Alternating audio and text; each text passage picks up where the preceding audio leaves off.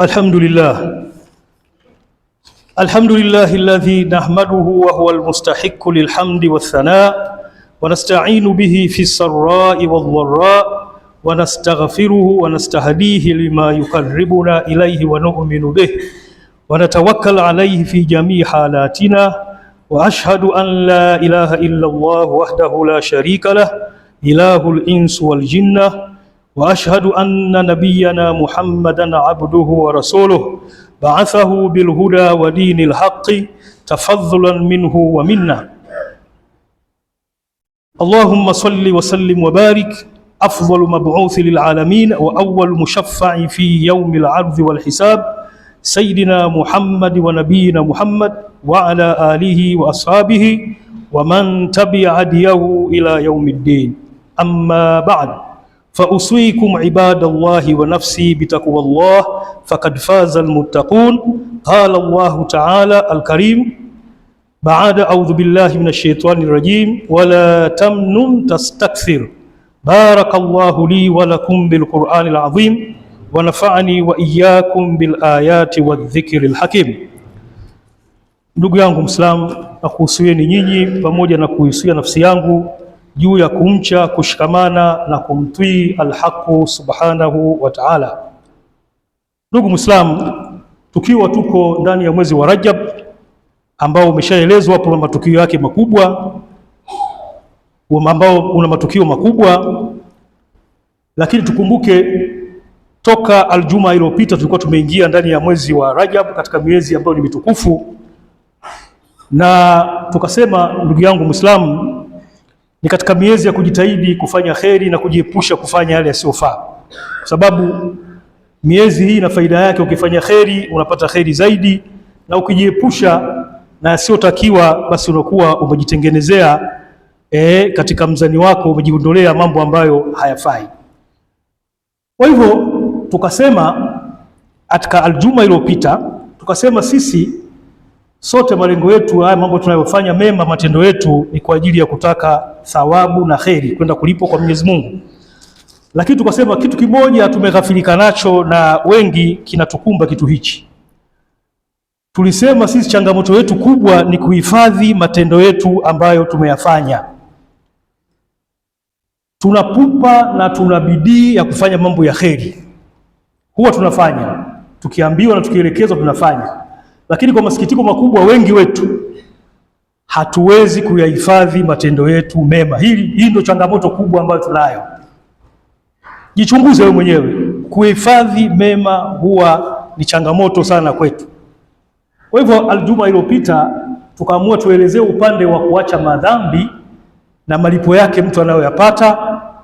Tena tukasema ukitilia maanani ndani ya mwezi huu mtukufu, kwa sababu tulisema kila kitu kina kinyume. Mwezi huu ukifanya mema unapata mema, unaongezewa, na ukifanya mabaya vile vile dhambi zake ni kubwa kuliko miezi mingine. Kwa hivyo sio kupata tu, na katika kukosa vile vile, ukifanya madhambi mwezi huu madhambi yake ni makubwa tofauti na miezi mingine. Na tukasema benki zetu za kuhifadhi mema zina changamoto, tunashindwa sana kuhifadhi mema. Kwa hiyo tulijikita katika upande huu, na tukasema kwamba si ajabu mtu ukafanya mema ukaenda baadaye huko mbele kwa Mungu kaambiwa mema yako hayapo. Hii si ajabu, sababu hadithi ya Mtume yenyewe inatuelekeza hivyo, kwamba siku ya Kiyama kuna baadhi ya watu wanaweza wakenda wameswali vizuri, wamehiji vizuri, wametoa sadaka, wamefanya kila jema walilolifanya, lakini wakafika pale katika hisabu wakaambiwa ulimfanyia huyu hichi, ulimfanyia huyu hichi, unaondolewa hili, unachukuliwa. Basi mema anachukuliwa mpaka yatakapoisha yale uliyofanya mabaya, na huenda wengine tunaambiwa katika hadithi yale mema yako yakamalizwa kwa mabaya. Mema yako yakamalizwa kwa mabaya na yakachukuliwa mabaya yule uliyomfanyia ubaya ukawekewa wewe. Kwa hivyo kwa sasa wewe ni madhambi matupu na makosa matupu. Kwa hivyo hii si ajabu. Ndio maana tukasema tujikite upande huu kidogo wa kuelezana, na ukichanganya huu ni mwezi mtukufu, basi ukiacha mabaya thawabu zake ni kubwa. Kwa hivyo ndugu yangu Muislamu, na tukajikita katika hotuba yetu ya leo tutaelezea upande mmoja ambao nao tuna udhaifu nao sana. ni wema, lakini tuna udhaifu nao, tunaweza tukakosa hayo mema yenyewe. Nao ni almaruf, kufanya wema. Ndugu yangu Muislamu, sote tuna pupa ya kufanya mema, tunayafanya mema, lakini mema yanaweza yakageuka yakawa sio mema, yakawa hamna kitu, kutokana na mimi na wewe wenyewe tutakavyofuatilia ule wema wetu. Hata katika Qur'ani Mwenyezi Mungu ametuambia msibatilishe sadaka zenu kwa ajili ya kusumbulia. Kuna kitu kinaitwa manni, yaani ukishafanya wema unafuatilia au unaelezea au unatangaza. Wakati katika masharti ya wema Al-Abbas ibn Abdul Muttalib anatuambia kwamba la yatimu al-ma'ruf illa bi thalathi khisal, wema hauwezi kutimia isipokuwa kwa mambo matatu. Kwanza, taajiluhu, kufanya haraka. Ukiwa unataka kufanya wema, fanya haraka. Kama umeamua kufanya wema, fanya haraka. Lakini la pili, wa tasghiruhu, na ule wema wako unaofanya uone ni mdogo. Hata kama umefanya mkubwa, wewe uone ni mdogo. Lakini la mwisho katika mambo matatu ambayo wema utakamilika, katika maelezo ya Al-Abbas ibn Abdul Muttalib anasema wasaturuhu, na kuuficha ule wema. Ukishafanya wema hakuna haja ya kuzungumza au kufuatilia. Unatakiwa wema ufanye nini? Ufiche. Kwa hivyo anatuambia Al-Abbas bin Abdul Muttalib, haya ndo masharti ya wema. Ukitaka wema wako ukamilike, shika mambo haya. Yako mengi, lakini shika haya. Kwanza, unapotaka kufanya wema, umeamua, fanya haraka, usichelewe. Lakini la pili, uone ule wema wako uliofanya ni mdogo. Lakini la tatu, ufiche ule, usiutangaze ule wema. Isiyo kwamba yule fulani bila mimi, au kile kitu akikufanyika bila mimi. Hii unabatilisha matendo yako ambayo tumesema, kama hadithi aliyosema Mtume, utafika siku ya Kiyama ukaambiwa kweli ulifanya wema, lakini kwa sababu ulifanya hili unaambiwa ili halipo, unabakia hauna kitu. Lakini vile vile katika mambo ya kuelezea ubora wa wema tunaambiwa idha stana'ta al-ma'rufa fasturuhu, ukifanya wema uhifadhi. Bado tunasisitizwa kuhifadhi. Lakini wa idha sunia ilaika fanshuruhu, ila wewe ukifanyiwa wema unaruhusiwa kutangaza. Unaona kinyume chake, wewe ukifanya wema ficha, usitangaze, lakini wewe ukifanyiwa wema unaruhusiwa kutangaza. Kwa hivyo wema ukitaka hudumu uko namna hiyo. Ndugu Muislamu, katika habari ya wema tunaambiwa almaarufu yatanawau aidha nauaini, umaarufu unawagawanyika katika aina mbili. Kwanza, kuna maarufu kaulan na kuna maarufu amalan. Kuna wema wa kufanya wa kauli na kuna wema wa matendo. Wema umegawanyika sehemu hizo. Kuna wema wa kauli na kuna wema wa matendo.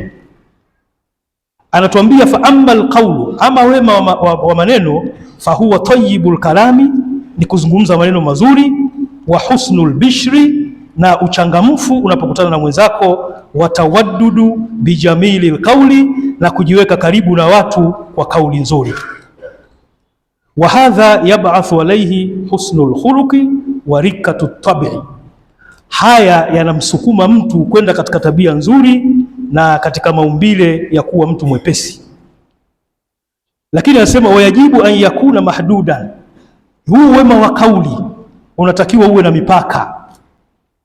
Kasahai, kama vile kufanya ukarimu, kwa sababu maneno yakizidi sana nayo, Sheikh anatuambia hapa fa innahu, kwa sababu in asrafa fihi, maneno yakizidi sana na kule kuwa karibu sana na watu, kana malakan madhmuma, inakuwa huko ni kujipendekeza na kusemwa vibaya na watu.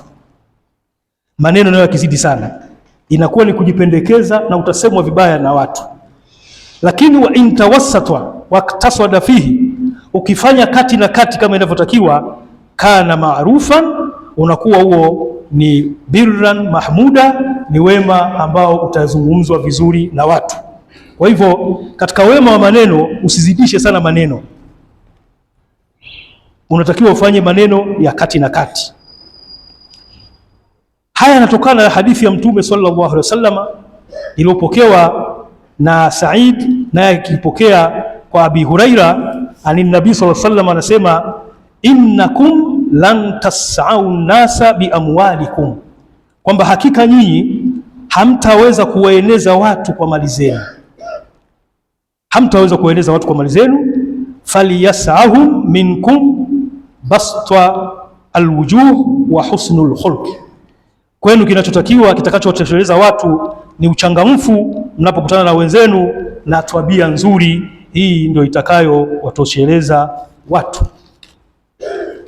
Kwa hivyo ndugu yangu Muislamu, utaona kwamba wema ni jambo jema kufanya na inatakiwa, lakini ukifuatilia au ukitaka kuenda kinyume, mambo yako mema yote yatakuwa habaan manthura. Ndugu Muislamu, katika maelezo ya mshairi mmoja kuhusu wema, maelezo haya yalisomwa mbele ya Mtume sallallahu alaihi wasallam na bedui wa Kiarabu. Kwa hivyo na kitu kikisemwa mbele ya Mtume na Mtume akanyamaza, basi katika fani ya hadithi wanaita kwamba Mtume hilo jambo nalo amelikubali. Katika kuelezea wema, bedui huyu alisema hivi, akasema, wa hayyu dhawil adghani, waamkieni wenye chuki, taslubu kulubahum, mtazimiliki nafsi zao. Kwa hivyo hata kama una watu ambao unachukiana nao, anasema usizidishe ile chuki, wewe wafanyie muamala mwema. Kwa hivyo ndio maana anasema hapa, wa hayyu dhawil adghani, waamkieni wenye chuki na nyinyi, taslubu kulubahum, mtazimiliki zile nyoyo zao. Tahiyatuka alhusna, yale maamkizi yako, salamu zako njema, faqad yudbaghu an-na'lu, huenda yakamaliza matatizo yaliyopo kati yenu. Kwa sababu wanasema fa indahasu bil makri, iwapo atakufanyia wewe hila na chuki, fa'fu takarruman, basi toa msamaha ule wa heshima. Wa in khanasu anka alhaditha fala tasal, endapo watakuficha wewe watu wako wale wabaya kwa mazungumzo ambayo ulikuwa unatakiwa usikie, anasema fala tasal, usiulize. Kwa nini? Kwa sababu anasema fa innal ladhi yu'dhika minhu sama'uhu, kwani kero yako kubwa utakayoipata wewe ni kuyasikia yale mazungumzo, kwa sababu walishakuficha. Kwa hiyo haina haja wewe ya kuuliza kwamba ilikuwaje. Anasema usiulize, kwa sababu ukiyasikia yatakuudhi. Kwa nini? Anasema wa innal ladhi kalu waraaka lam yuqal, kwa sababu yale ambayo yalisemwa wakati wewe haupo hawawezi kuyasema. Hata ukiuliza hawawezi kuyasema, sana sana watakwambia tu maneno mengine. Kwa hivyo usiulize watu wakikusema yale maneno wakati haupo ukataka kujua. Ukiuliza hata wakikwambia hawatakukwambia yale ambayo waliyasema. Kwa hivyo kutangamana na watu ni vizuri sana katika kufanya wema, ukichanganya ndani ya miezi hii. Na mtu mmoja mwenye hekima kuhusu kufanya wema alimwambia mwanaye, akamwambia, bunayya, kijana wangu, inna bishra, hakika uchangamfu wa kukutana na wenzako, shay'un hayyin, ni kitu kidogo sana. Ni kipi? Akamwambia, wajhun twaliku, ni uso tu kuonesha uchangamfu na kukutana na mwenzio, wa kalamun layyinu, na maneno laini unapokutana na wenzako. Huo ndio wema, ndugu yangu Muislamu. Kwa hivyo ndio maana tukasema tutahadhari sana na kufuatilia ule wema, kwamba ukimfanyia mtu wema basi isiwe kwamba yule bila mimi asingekuwa hivi, kile kitu kuwa vile mpaka kufika pale ni kwa sababu yangu mimi. Hapo umeshafanya wema. Ujue kwamba ukiwa unazungumza maneno hayo, ndugu yangu, Al-Ashnui anatuambia kwamba yani unapoanza kuzungumza tu kuhesabu neema, basi ujue mwenye jiondolee zile thawabu zake. Huna haja ya kusubiri kuambiwa bwana umefanya vibaya. Ukianza tu umefanya wema, ukaanza kuhesabu ule wema, unatoa idadi ya wema, nimefanya hichi, nimefanya hichi, nimefanya hichi, nimefanya hichi. Anasema wewe mwenyewe jianze kujiondolea thawabu, kwa sababu hauwezi kupata kitu chochote. Anasema wema huwa hauhesabiwi. Kama tulivyosema, masharti ya wema ni matatu. Kwanza, kufanya haraka, kisha kuustiri ule wema usiutangaze. Na la tatu, kama tulivyosema, ndugu Muislamu, tunaeleza haya kwa sababu kama tulivyosema, tuko ndani ya mwezi mtukufu. Kufanya mema ni kheri zaidi na kufanya madhambi ni hasara kubwa. Mtu mmoja katika watu wakubwa aliwahi kuulizwa, innaka talka al-amata bibishri wa takribi, wewe unakutana na watu unawachangamkia, unauwaonesha uso wema, unawasogeza karibu yako, ni vipi watu wenyewe wa kawaida tu, watu wa chini? Basi ubana akajibu akasema, daf'u swania, kuondoa vitendo vibaya au kujiwekea mazingira mazuri, yanatokana na biaisar muuna, na gharama ndogo tu. Kujiweka vizuri kwa watu wanasema gharama zake ni ndogo tu, ni hivyo tu.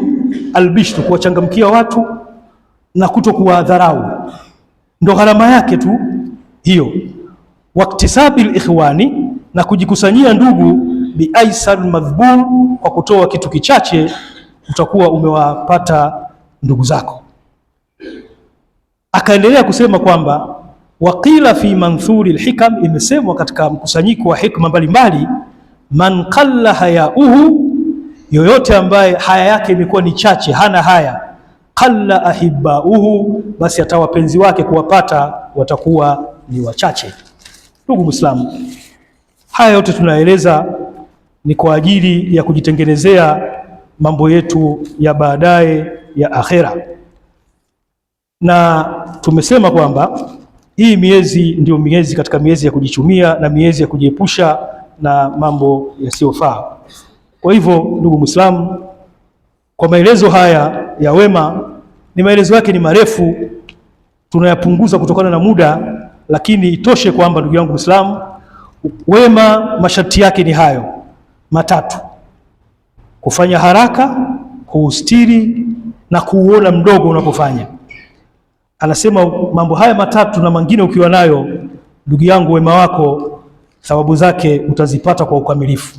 Lakini ukienda kinyume na mambo haya matatu, kwamba wema kinyume cha kuustiri ukautangaza, kinyume cha kufanya mdogo ukauona ni mkubwa, na kinyume cha hilo la tatu ukalifanya kinyume, basi ndugu yangu utakuwa umejiondolea thawabu zako nyingi, na kama tulivyosema utaungana na ile hadithi ya Mtume sallallahu alaihi wasallama inayomnyang'anya mtu siku ya Kiyama matendo yake yote mema, na akabaki hana kitu, yakawa ni majuto. Ayuha alikhwatul muslimun, tawajjahu jami'an ila Allahi biqulubikum watubu jami'an, nastaghfirullah.